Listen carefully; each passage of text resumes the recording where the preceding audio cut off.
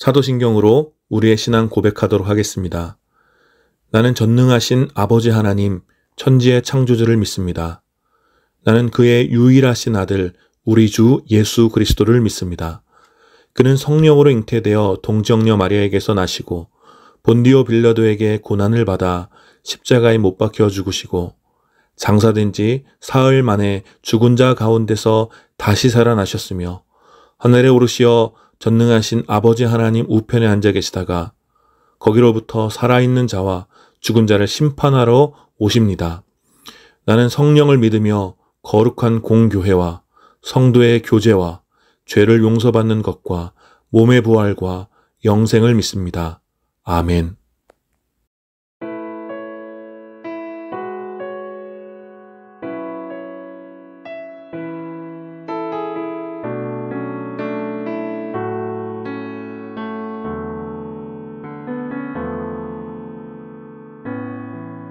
하늘의 문을 여소서, 이곳을 주목하소서.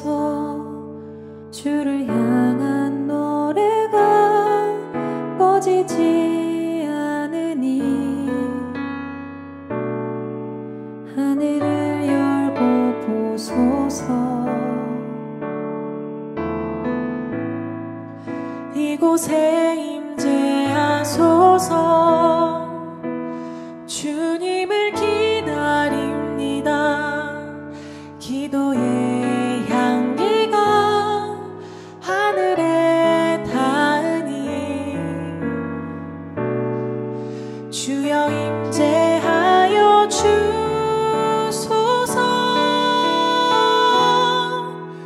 이곳에 오셔서 이곳에 앉으소서. 이곳에서 드리는 예배를 받으소서. 주님의 이름만이 오직 주의 이름만 이곳에 있습니다.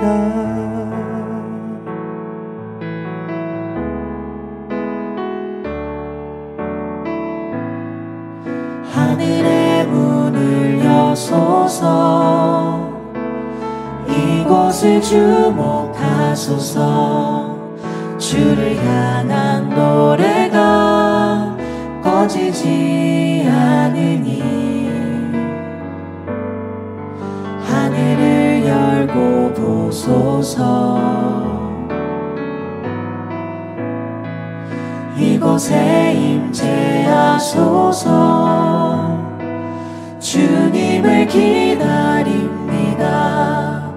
기도의 향기가 하늘에 닿으니 주여 임재하여 주소서. 이곳에 오셔서 이곳에 앉으소서. 이곳에서 드리는 예배를 받으소서. 주님의 이름만이 오직 주의 이름만 이곳에 있습니다. 이곳에 오셔서 이곳에 앉으소서. 이곳에서 드리는 예배를 받으소서. 주님의 이름만이 오직 주의 이름만 이곳에 있습니다. 이곳에 오셔서 이곳에 앉으소서. 이곳에서 드리는 예배를 받으소서. 주님의 이름만이 오직 주의 이름만 이곳에 있습니다. 오직 주의 이름만 이곳에 있습니다.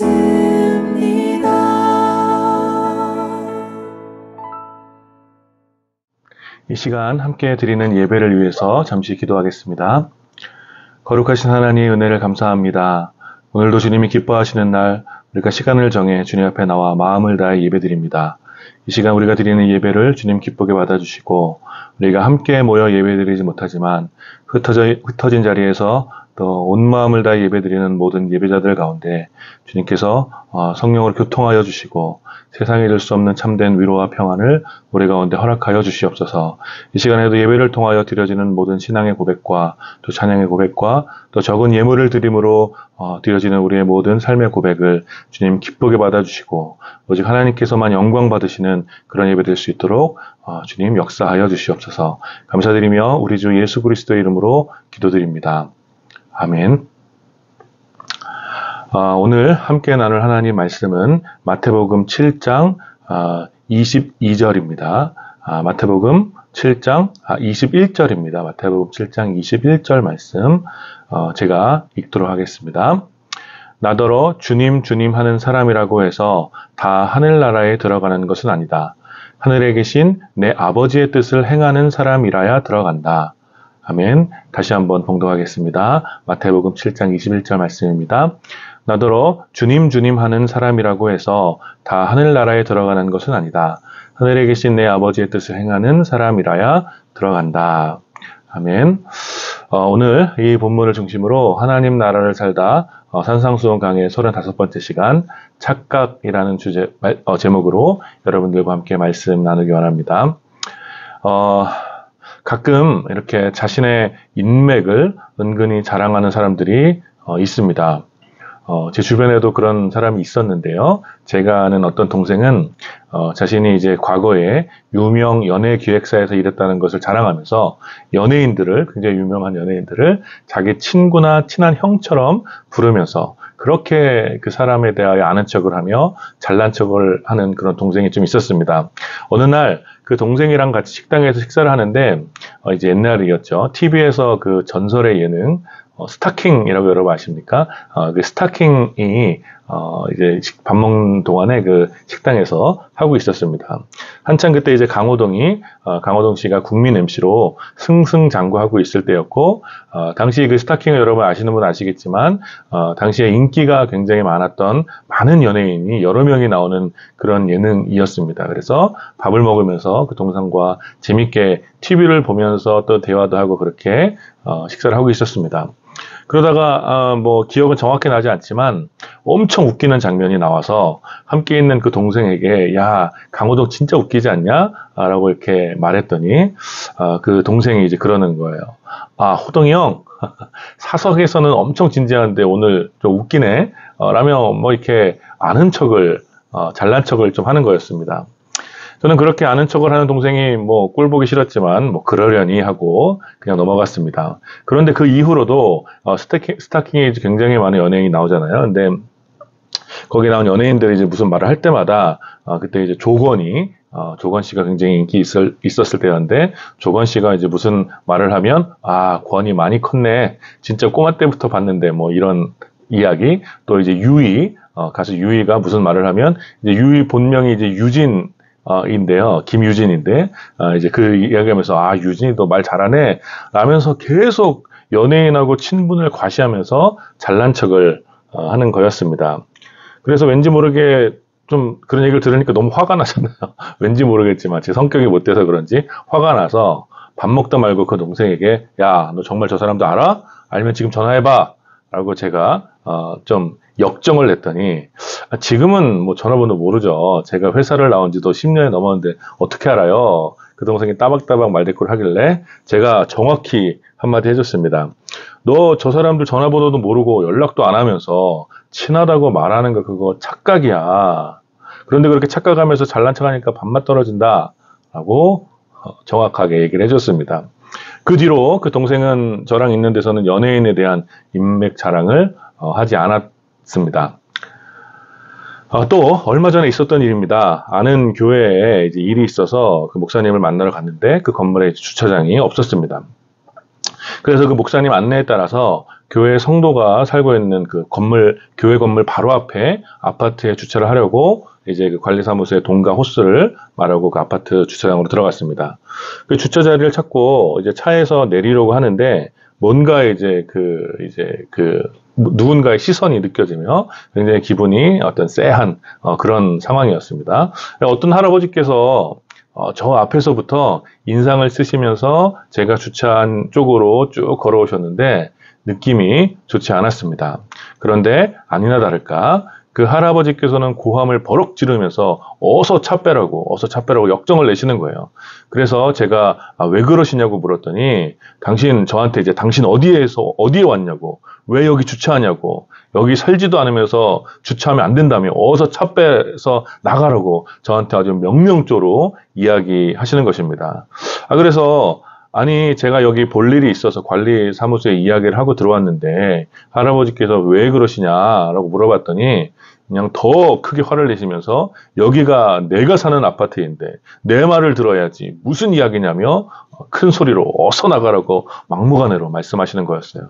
그래서 뭐 좀 화가 났지만 그냥 분란을 일으키기 싫어서 차를 빼서 한 바퀴 돌아 이제 다른 단지에 주차하려고 했습니다. 그런데 할아버지께서 거기까지 쫓아오셔서 내가 이럴 줄 알았다면 어서 나가라고 그냥 막무가내로 말씀하시는 거였습니다. 그래서 어쩔 수 없이 너무나 황당했지만 이제 거기서 나가서 10분 더 가서 아주 공영 주차장에 이제 주차를 하고 이렇게 교회에 오게 되었습니다. 그리고 이 교회에 와서 이제 주차를 하고 10분을 걸어서 교회에 와서 목사님께 방금 있었던 일을 뭐 이런저런 이야기를 했습니다. 아니 어떤 할아버지께서 제가 여기 주차하려고 했는데 못하게 하셨다. 뭐 이제 이런 이야기를 했습니다. 그랬더니 목사님께서 그 할아버지 또 그러셨어요? 정말 우리 동네에서 유명하시다고.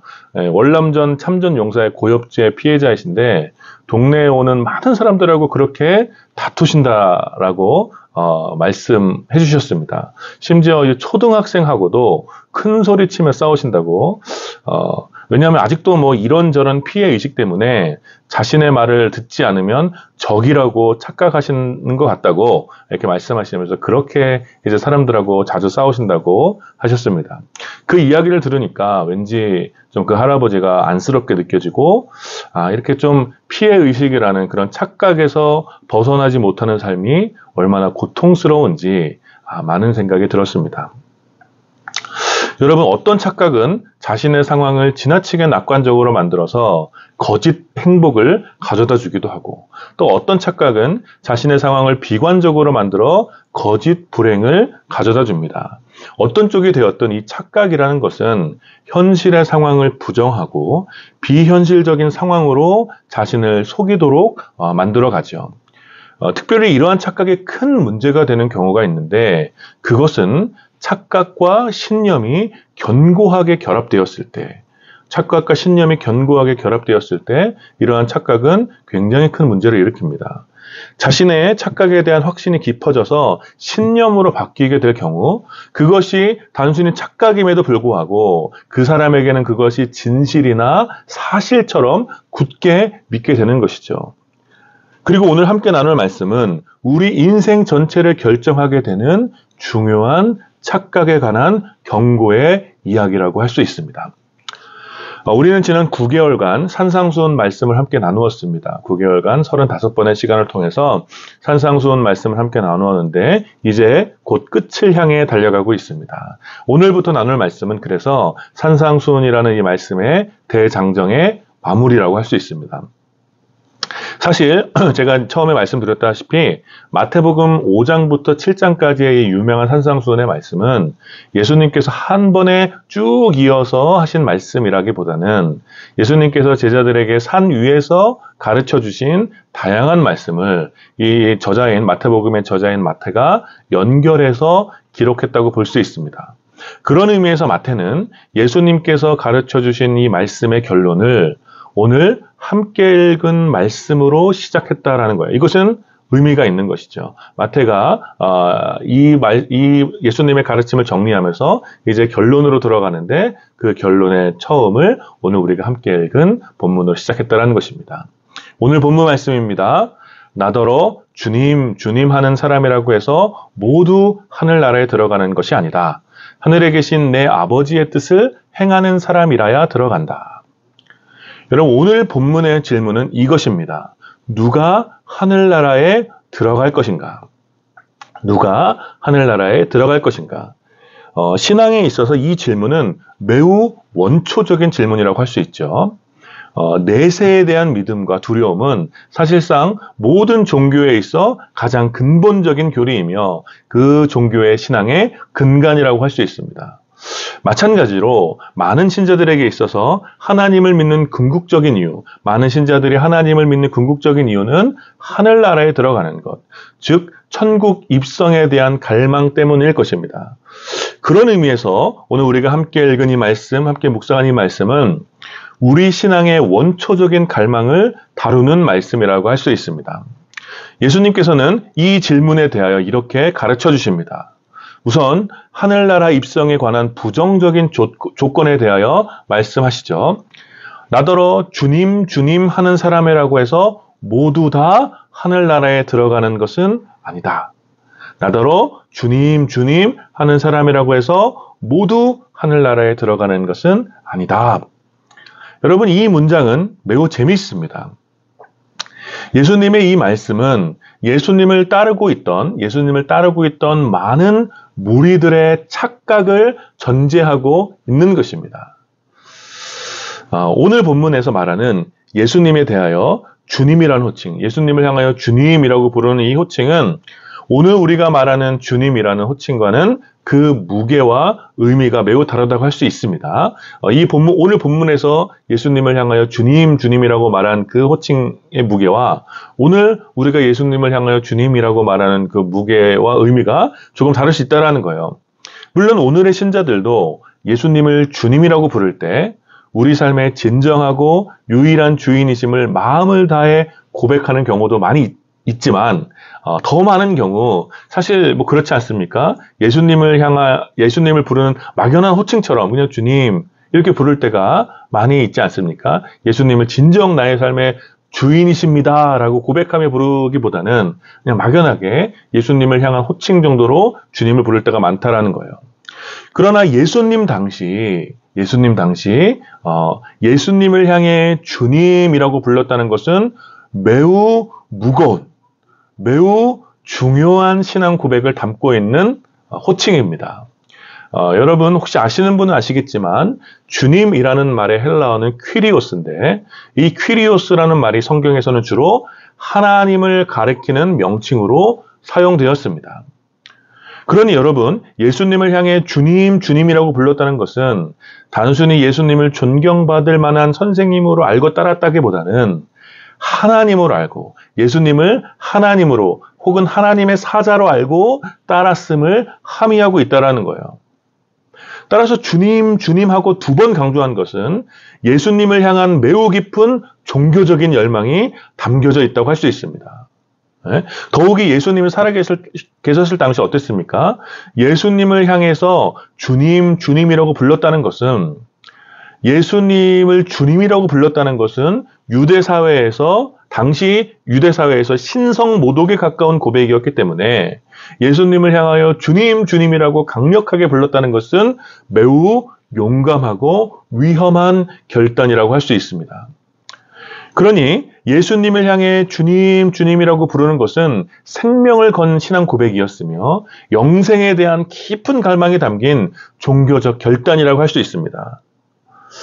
그런데 그들은 왜 그러한 위험한 결단을 하며 예수님을 주님, 주님이라고 불렀을까요? 그것은 예수님을 통해서 이전까지 보지 못했던 놀라운 징조와 표적을 경험했기 때문입니다. 그들은 그것을 봤습니다. 예수님을 통해서 나타나는 하나님의 권능을 보며 이분이야말로 자신들이 기다리던 메시아임을 확신했던 것입니다.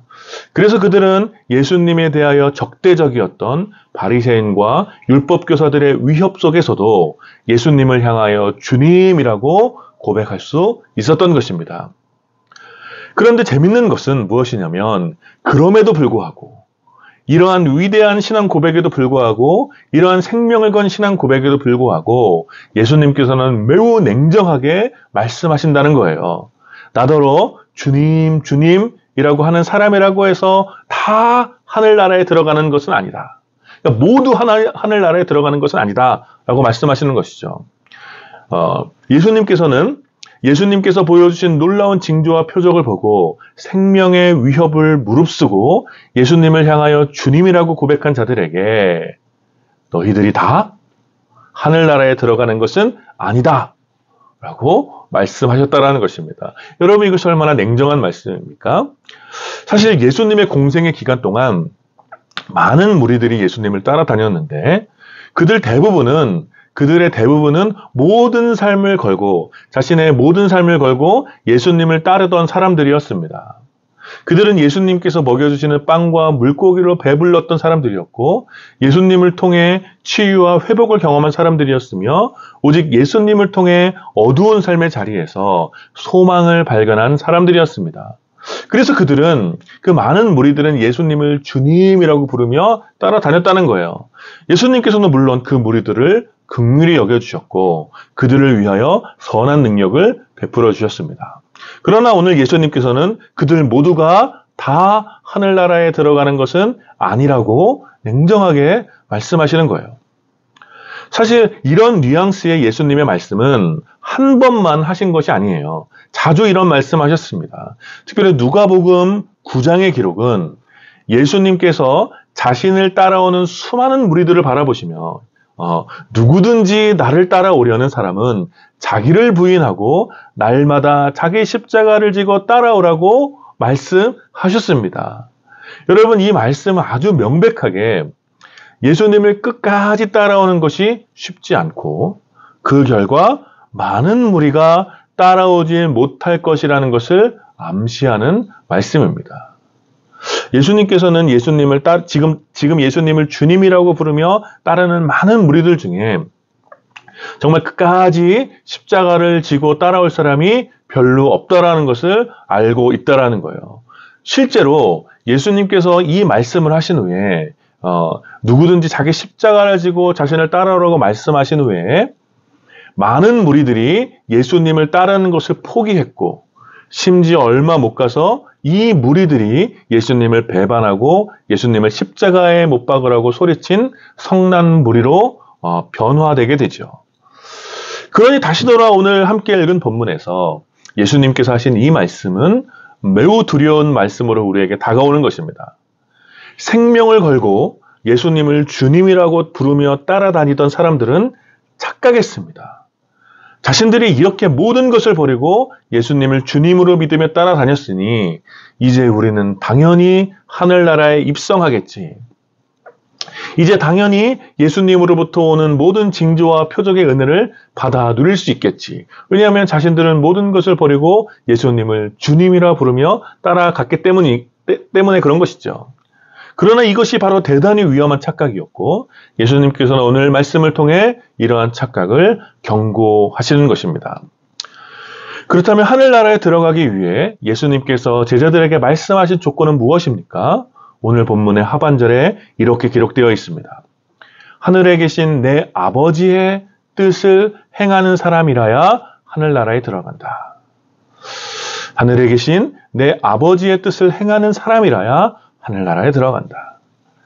사실 이 말씀이 이 산상수훈 전체를 관통하는 매우 중요한 메시지라고 할 수 있고 예수님을 따르던 무리들의 착각을 산산조각내는 강력한 교훈이라고 할 수 있습니다. 오늘 이 뒷부분의 말씀을 보면 얼핏 보면 행위 구원을 주장하는 것 같습니다. 구원에 있어서 구원을 얻기 위해서 우리의 행위가 굉장히 중요하다라고 말하는 것 같습니다. 누가 하늘나라에 가느냐? 하나님의 뜻을 행해야지 갈 수 있다. 그러므로 그 뜻을 행하지 않으면 하늘나라에 갈 수 없다. 이렇게 생각할 수 있습니다. 그러나 여러분, 그것은 왜곡된 해석이죠. 우리는 가끔 성경을 너무 문자로 이해하기 때문에 성경에 반영된 하나님의 인격을 배제하곤 합니다.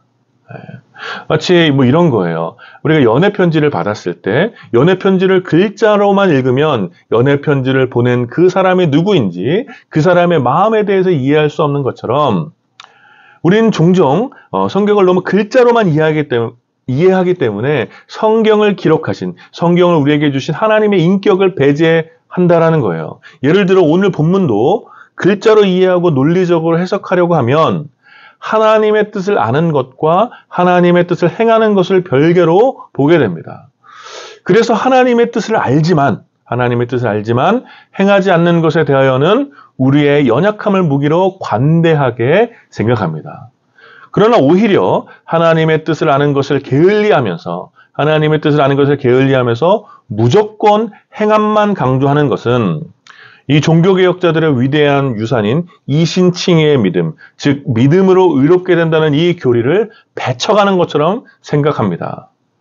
그러나 이러한 이해는 사실 매우 기계적이고 비인격적인 이해입니다. 저의 믿음은 무엇이냐면 참으로 구원받은 주님의 자녀들은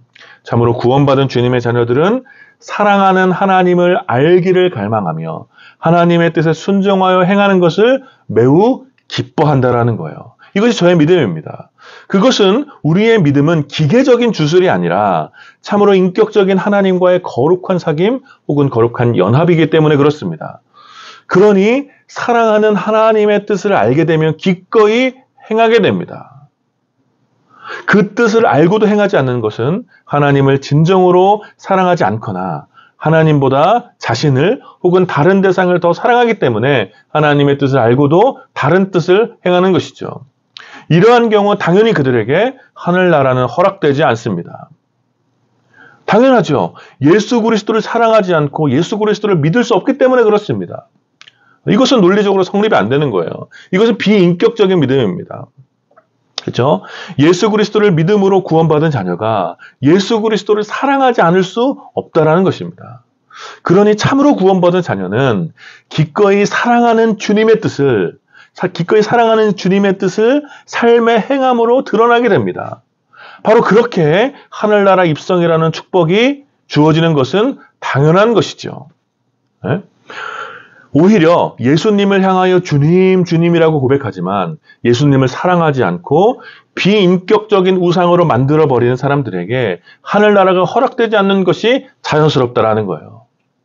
오히려 이러한 사람들이 행위구원을 믿는 사람들입니다. 그들은 종교적인 행위를 통하여 신앙고백, 종교적인 헌신, 헌금, 율법을 잘 지키는 것, 이러한 종교적 행위를 통하여 구원을 얻고자 합니다. 그래서 이런 사람들이 원하는 것은 하나님의 뜻이 이루어지는 것이 아니라 오직 자기 구원의 성취입니다. 그래서 자신에게 주어지는 하나님의 은혜에 대해서는 그토록 갈망하며 자신에게 주어지는 그 값없는 선물을 탐하지만 하나님의 뜻에 순종하여 삶을 드리는 것, 하나님의 뜻에 순종하기 위하여 자신의 삶을 드리는 것, 즉 자기 십자가를 지는 일에는 그토록 외면하고 배척하는 것입니다. 여러분, 바로 이것이 우리가 믿는 신앙의 가장 원초적인 진리입니다. 우리가 우리 주 예수 그리스도를 믿는다는 것은 나를 위한 구원 혹은 나를 위한 모든 종류의 선물을 갈망하는 것이 아니라, 이것이 우리의 믿음이 아니라, 이것이 예수 그리스도를 믿는다는 것의 의미가 아니라 나를 위하여 모든 것을 내어주신 삼위일체 하나님의 뜻에 순종하여 행한다는 것, 바로 이것이 우리의 믿음이라는 거예요. 바로 이것이 우리가 하나님의 자녀라는 것을, 우리가 하나님 나라의 백성임을, 우리가 주님의 자녀임을 보여주는 증거라고 할 수 있습니다. 사랑하는 여러분, 오늘 이 말씀이 우리에게 무엇을 가르쳐 줍니까? 무엇보다 우리가 믿는 신앙의 영원한 소망이 무엇인지 우리에게 분명하게 가르쳐 줍니다. 여러분, 우리의 신앙은 끝내 천국에 들어가기 위한 통로가 아닙니다. 오히려 주님의 놀라운 은혜로 구원받은 주님의 자녀들이 주님께서 보내신 그 삶의 자리에서 평생 주님의 뜻을 기꺼이 행하다가 주님의 영원한 나라에 주님과 더불어 안식하는 것, 이 거룩한 나라에 대한 소망이 우리 신앙의 원초적인 믿음인 것입니다. 그러니 우리의 신앙은 죽음 이후에 더 좋은 내세를 가기 위한 티켓이 아니라 지금 여기에서 하나님 나라에 대한 영원한 소망을 품게 하는 그런 힘의 원천이 되는 것입니다.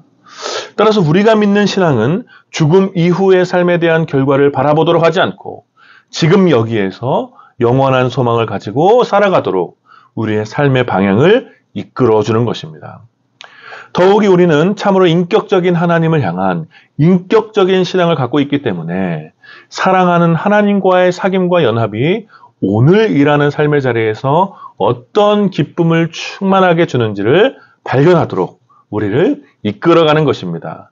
이것이 예수님을 진정 주님이라고 고백하는 우리의 신앙 고백인 것입니다. 따라서 이러한 믿음은 종교적인 언어와 자신을 위한 종교적인 신념과 갈망에 갇힌 주님의 자녀들을 자유롭게 해줍니다. 예수님을 주님이라 부르며 교회의 모든 활동에 적극적으로 참여하고 종교적인 언어를 능수능란하게 사용하고 종교적인 소망을 가지고 있고 종교 안에서 평안을 누린다고 해서 그것이 우리가 진정한 주님의 자녀라는 사실을 확증해 주는 것은 아닙니다. 그것이 바로 착각이라는 거예요. 우리는 우리 삶의 모든 시간, 모든 자리에서 정말 우리가 사랑하는 그 주님의 뜻을 기뻐하며 그 뜻대로 살아가고 있는지, 그 뜻이 우리의 삶의 행동으로 나타나고 있는지 돌아봐야 합니다. 우리가 여전히 신앙이라는 이름으로 자기의 뜻과 자신의 성취와 자신의 소유와 심지어 죽음 이후에 얻을 자신의 천국에 대한 갈망을 포장하고 있다면, 그러한 것들만 갈망하고 있다면 결국 우리의 신앙은 위선적이었다는 것이 드러나게 될 것입니다. 따라서 우리는 오늘 말씀에 힘입어서 다시 한번 우리 삶을 돌아봐야 합니다. 우리가 정말 주님의 뜻을 기뻐하는가? 그리고 그 뜻대로 기쁘게 살아내고 있는가? 사랑하는 여러분, 여러분들의 삶 가운데 이러한 삶이 있기를 축복합니다. 그러나 저는 이러한 삶이 너무나 어렵다라는 것을 잘 알고 있습니다. 소유와 탐욕이 삶과 정신을 지배하는 오늘 우리들의 시대에 나의 뜻이 아닌 주님의 뜻대로 행동하는 것이 얼마나 어렵겠습니까? 나의 갈망을 끊어내고 주님의 갈망을 위해 내 삶을 드리는 것, 이러한 메시지는 오늘 저와 여러분들의 현실 속에서, 우리의 삶 속에서 매우 비현실적인 이야기처럼 들립니다. 특별히 인간의 갈망이 세계를 진화시키는 원동력이라고 믿는 사람들 속에서 세계의 역사는 인간의 갈망이 아니라 하나님의 갈망으로 인도되고 있음을 믿는 것이 얼마나 우리 삶을 무겁게 합니까? 그러나 사랑하는 여러분, 바로 이것이 우리의 믿음입니다. 바로 그것이 우리의 신앙입니다. 우리는 바로 그것을 믿는 것입니다. 그리고 우리의 믿음은 우리로 하여금 이러한 삶으로, 그러한 삶으로 우리를 이끌어가는 것입니다. 하나님께서 우리를 위해 모든 것을 이미 내어주셨기 때문에, 그 아들의 목숨까지 우리에게 내어주셨기 때문에 우리는 하나님을 위해서 우리의 모든 삶을 다시 드리는 것, 이것이 우리가 믿는 인격적인 신앙인 것입니다. 그리고 이러한 신앙의 구체적인 행동들이 우리가 오랜 시간, 올 한 해 9개월 동안 우리가 살펴본 산상수훈에 말씀드린 것입니다. 여러분, 우리를 향한 하나님의 뜻은 매우 분명합니다. 온 세상을 향한 하나님의 뜻은 매우 분명합니다. 그것은 온 세상을 회복시키시기 위한 하나님의 선하신 통치가 바로 우리라는 하나님의 자녀를 통해서, 바로 우리가 섬기는 하나님과 이웃을 종과 같이 섬기는 우리의 삶을 통해서 하나님의 회복이 온 세상 가운데 드러나는 것이죠. 매우 분명합니다. 이것이 하나님의 뜻이에요.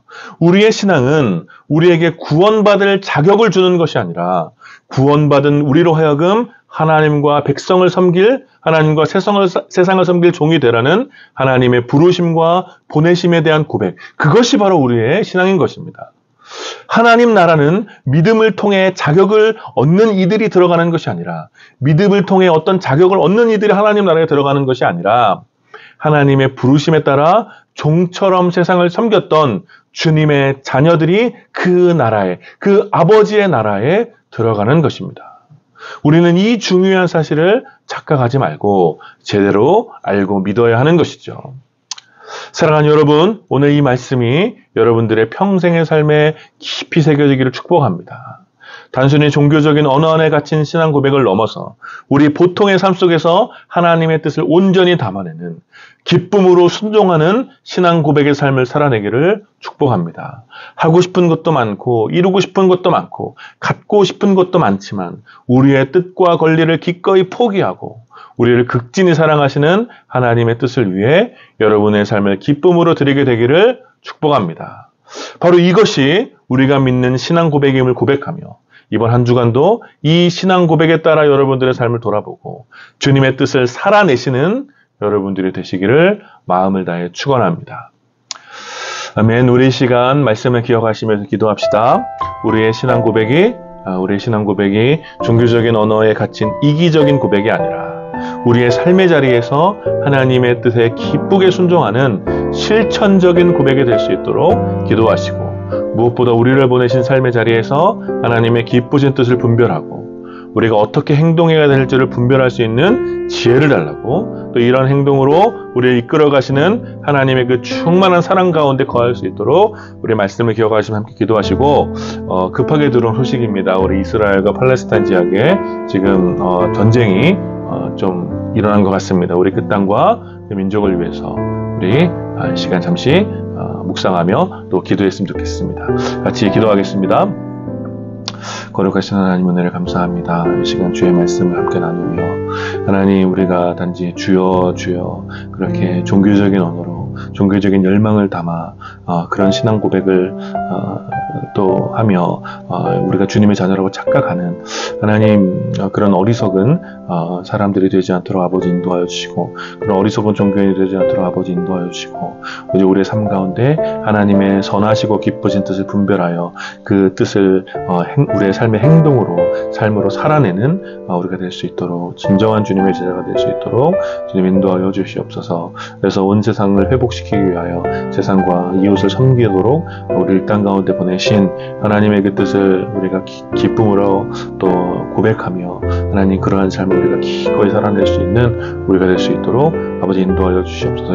특별히 이번 한 주간 우리의 삶 가운데 우리가 섬겨야 될 것이 무엇인지 우리의 삶을 통해 또 드러내야 할 하나님 뜻이 무엇인지 분별할 수 있도록 아버지 우리가 내 지혜를 주시고 또 이런 삶을 넉넉히 살아갈 수 있도록 우리를 사랑하신 하나님의 그 충만한 사랑 가운데 우리가 거할 수 있도록 주님 인도하여 주시옵소서.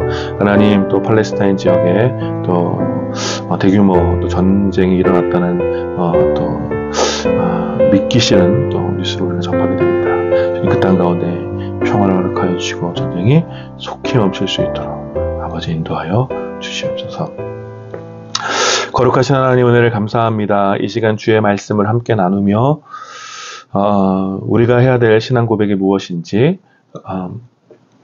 하늘나라에 이르게 하는 그 믿음이 무엇인지 우리가 함께 묵상했습니다. 하나님 우리의 신앙 고백이 종교적인 언어에 갇혀있지 않도록 아버지 인도하여 주시고 단지 우리 자기 구원의 성취를 위한 그런 종교적 갈망에 빠진 그런 종교인이 되지 않도록 아버지 인도하여 주셔서 오직 하나님의 그 기쁘신 뜻을 우리의 삶에 온전히 살아낼 수 있는 그런 인격적인 믿음을 가지고 살아가는 우리가 될 수 있도록 아버지 인도하여 주시옵소서. 특별히 이번 한 주간 우리의 삶 속에서 하나님의 뜻이 무엇인지 잘 분별할 수 있도록 지혜를 허락하여 주시고 또 하나님의 뜻대로 기쁨으로 살아갈 수 있도록 주님의 그 충만한 사랑 가운데 우리가 거할 수 있도록 성령 하나님 역사하여 주시고 교통하여 주시옵소서. 특별히 이 시간 이스라엘과 팔레스타인을 위해서 기도합니다. 주님 그 땅 가운데 전쟁이 멈추게 하여 주시고 하나님의 평화가 그 땅 가운데 온전히 임할 수 있도록 주님 역사하여 주시옵소서. 인간의 모든 교만함과 통치가 그 땅 가운데서